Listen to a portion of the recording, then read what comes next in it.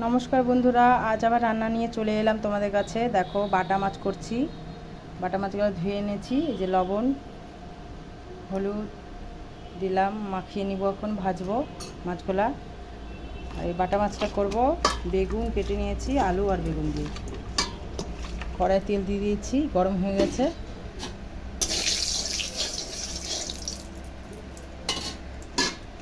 মাছগুলো এখন ভেজে নিচ্ছি।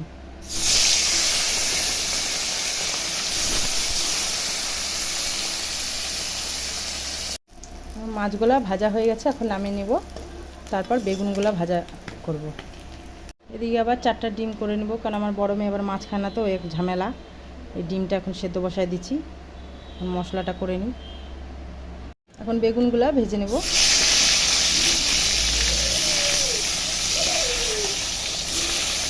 বেগুনগুলো ভাজা হয়ে গেল, এখন উঠে নিচ্ছি।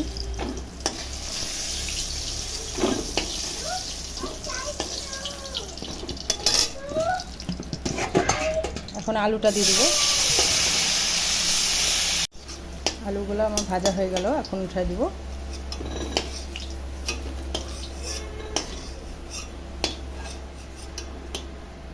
এখন সম্বারে দিয়ে দিচ্ছি শুকনো লঙ্কা আর একটু কালো জিরা। আর এখানে আদা জিরা লঙ্কা বাটাই আছে। তো ওই মশলাটা দিয়ে দিচ্ছি কড়াই। মশলাটা একটু কষিয়ে নিব। তারপরে এই আস্তে আস্তে বেগুন আলু সবগুলো মশলার সঙ্গে আর একটু ভাজা ভাজা করব।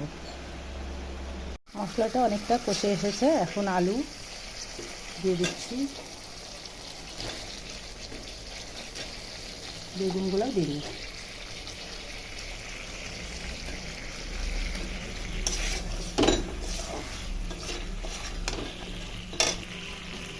আর একটু পরে জল দিয়ে দিচ্ছি। ঝোলটা দিয়ে দেবো আর একটু করে। আমার কষানো হয়ে গেছে, এখন ঝোল দিয়ে দেবো। ঝোলটা একটু ফুটবে, তারপরেই মাছটা দিয়ে দেবো। আমার ঝোলটা ফুটে গেছে, এখন মাছগুলো দিয়ে দিচ্ছি। আর একটু পরে নামিয়ে নেব। আমার আলু বেগুন দিয়ে মাছের ঝোলটা তৈরি হয়ে গেল বন্ধুরা। এখন ডিমটা করে নিচ্ছি। তেল দিচ্ছি, এখন ডিমটা ভাজবো। একটু হলুদ দিয়ে দিচ্ছি,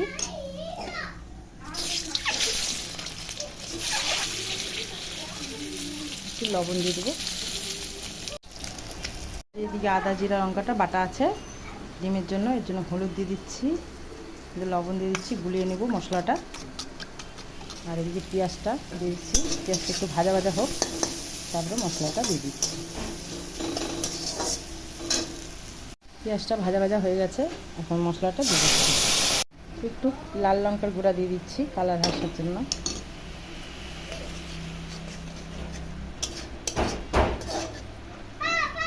ডিম দিয়ে ভাজা ভাজা হয়ে গেছে, এখন অল্প জল দেবো। ব্যাস, গরমের ডিমের তরকারিটাও তৈরি হয়ে গেছে, এখন নামিয়ে নিচ্ছি। দেখো, আমার ডিম কারিটাও তৈরি হয়ে গেছে। আর এদিকে মাছের ঝোলটা তো আগে হয়ে গেল দেখলা। এদিকে ভাতটাও হয়ে গেছে।